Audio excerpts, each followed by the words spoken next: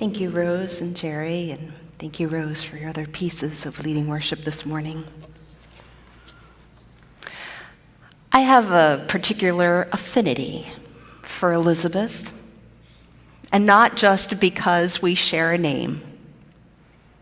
My mother's first name was Mary, and her middle name was Elizabeth, and I'm named after her middle name. With both of my grandparents being church leaders, there's a very good chance that it was not coincidental that they were thinking of this chapter of Luke when they named her. Elizabeth isn't a major character in the Bible. Beyond the verses that you heard today, she doesn't appear anywhere else. It's as if the author of Luke needed to have enough of her story to legitimize and explain how John the Baptist came to be. It says she is the wife of Zechariah and mother of John. But I suspect that we know or connect with Elizabeth less because of those relationships and more because of Mary. There aren't too many places in the Bible where we know of a woman because of another woman. And some ancient authorities name that Elizabeth is the one who speaks the words that we know as the Magnificat, attributed to Mary. Whether or not that's the case, I believe Elizabeth was a source of life and strength and inspiration to her relative. Exactly how they were related isn't clear. Perhaps she was a distant cousin. I like to imagine her as an aunt. Aunts have a special role in a family. In my life, I have several aunts, sisters of my mother, who have been mentors, confidants, family who become friends. Some people have named that aunts and uncles are like parents, only cooler. As a child, I relished going to my aunt and uncle's house and planned visits. They let me do things I couldn't do at home. And in some turbulent times throughout my life, they provided safe space for me. Beyond literal family, I grew up with neighbors who were honorary aunts and uncles, and I remember the aunts best. In the summer, when the kids in the neighborhood would go in and out of one another's homes, it was the aunts at whichever house we were in that made sure that we were fed and that made sure that we didn't get into too much trouble. I look back at these honorary aunts with fond memories. They were reliable and trustworthy adults in times of need. And I knew that if my parents weren't available, I could go to the aunts and find safety. In numerous cultures, aunts or aunties are the ones who hold wisdom. They have a kind of authority that doesn't fit formal power structures. They hold the stories of a people. They gather in those in need without worrying about how they're related or if they're really related. You don't mess with an auntie. In the realities we're facing, in the midst of a disappointing borough decision regarding those who are undocumented, about sanctuary or non-sanctuary, in continued divisions around the world, around party and culture and clan, I've been giving a lot of thought to the role Elizabeth played for Mary. And what does it mean for us in this sanctuary space and the sanctuary spaces of our lives wherever we may be? What does it mean to take on the role of aunts and uncles for those who have come in our midst with a hope and a dreamed promise of something more than danger or dead ends? In thinking about Elizabeth, what might she have been experiencing beyond what is shared in Scripture, beyond what you have heard. There's a Jewish tradition of midrash, a kind of filling in the blanks that Scripture doesn't provide, but that offers possible explanations or answers to questions that the verses raise. I wonder why Mary went to Elizabeth and why she stayed. What did Elizabeth feel and think about these things? And so I invite you into what might have been her story to tell.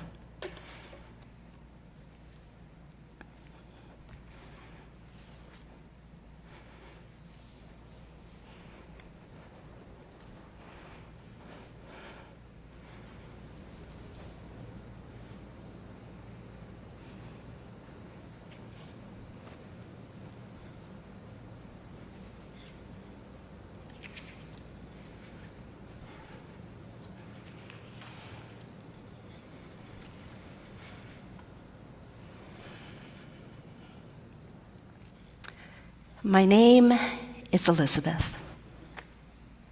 I remember the day that Mary came to see me. I was in the garden working, and I looked up and saw her come over the hill to our home. It had been a long time since I had seen her, but I recognized her. In our culture, hospitality is everything, so even if she had been a stranger, I would have felt an obligation to welcome her, to let her come in, to give her a cup of water. That's even more so when it's a relative.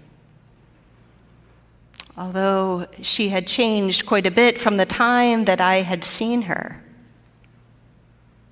And I had changed quite a bit from the time when she had seen me. There was something familiar in her eyes, something that I had recognized in myself, something of delight and wonder, but also fear and bewilderment that had faded over the last number of months as I had grown accustomed to this miraculous life. But it was new for her. Even before the child within me leapt for joy, I knew something was different about her.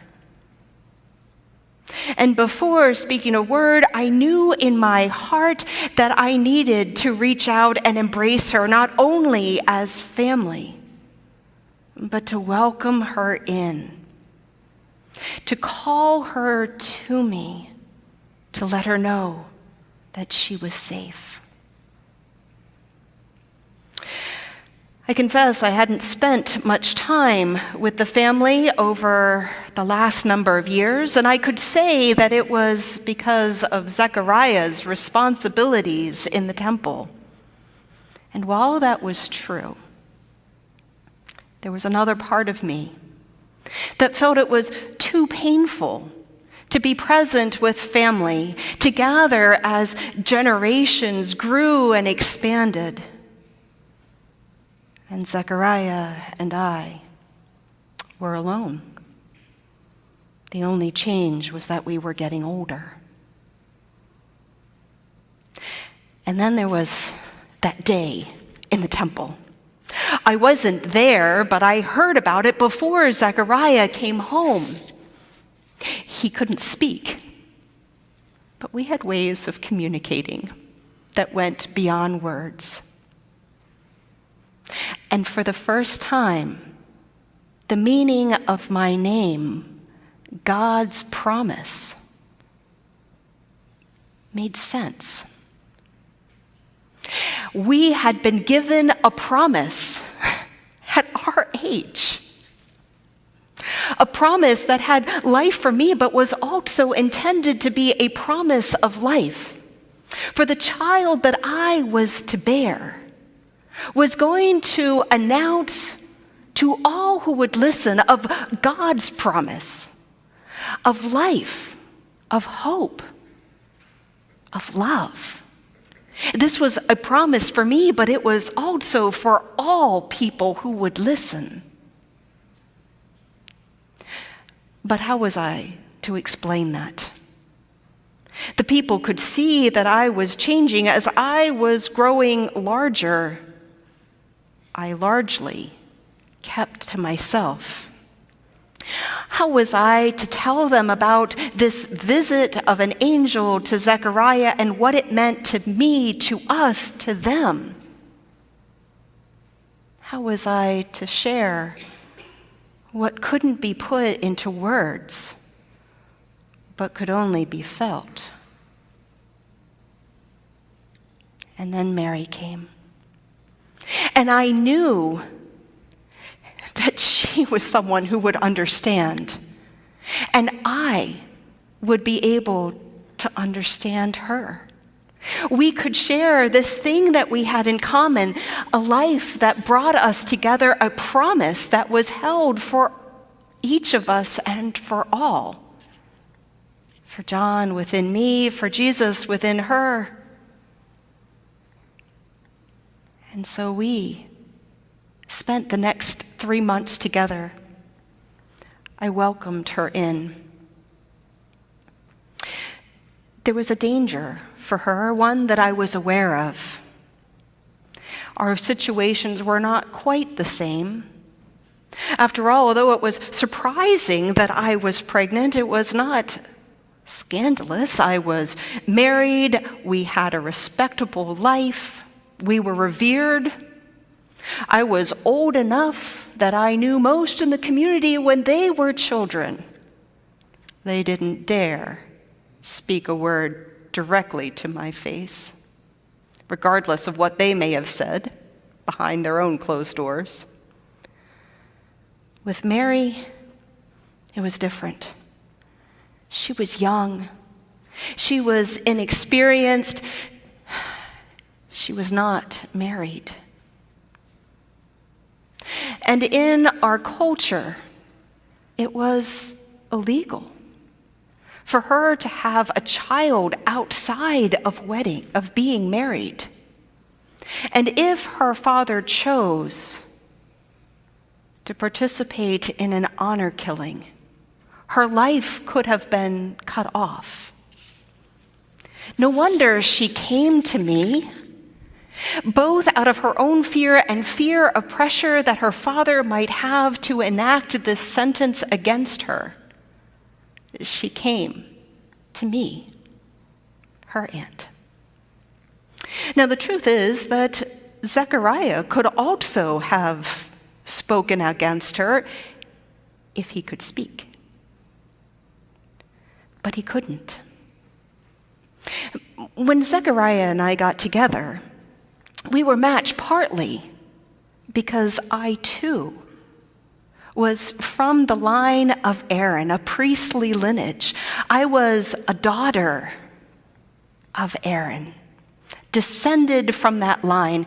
Aaron and his wife, Elisabeth, whose name is shared with my own, had 4 sons, and those are recorded in the scrolls, but they had daughters as well.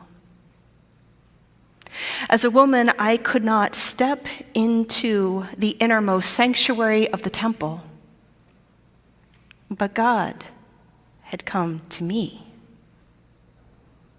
And when Mary came to me, I realized that this promise was not only about a fulfillment of a name given long ago, but an invitation. My life was expanding far beyond the physical. I could reach out to her. I had a power of my namesake, of my heritage, that I could speak out as her aunt, as a daughter of Aaron, and no one would dare question it.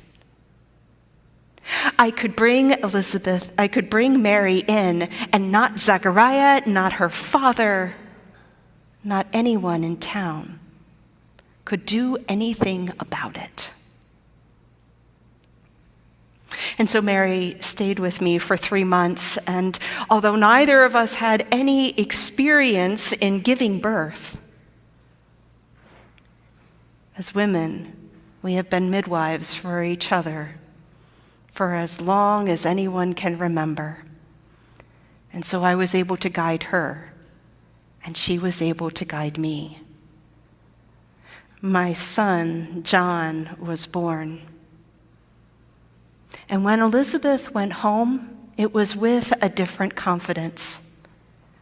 I trust that as I made a choice to welcome, to see my role beyond what I had been told I could be, so Mary received a confidence that as God had led her to me, to us, God would lead her footsteps.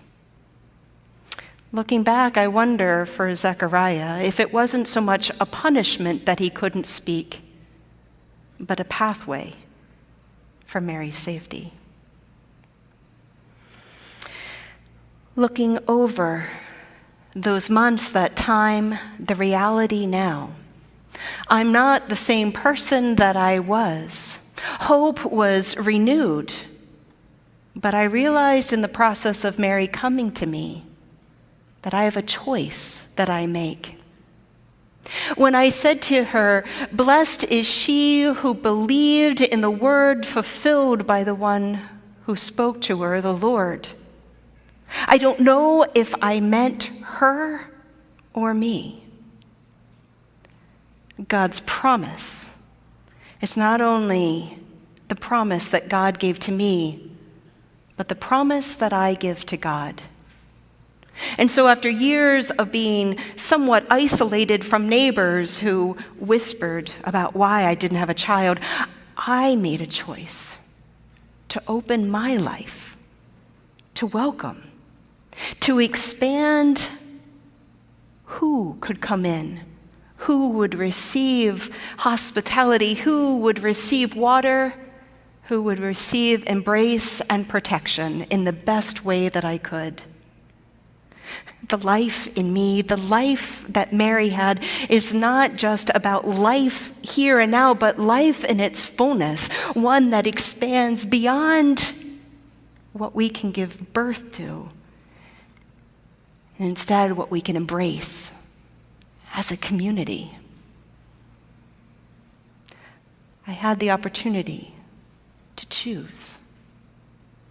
I was wife and mother, but before that, I was aunt and neighbor. We each have this choice.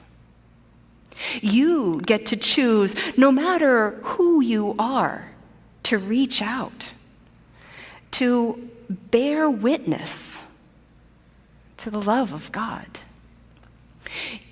Blessed are you who believe these words, who see with your own eyes the promise of God fulfilled in your life and your relationships, no matter who you are, no matter who you encounter. May it be so.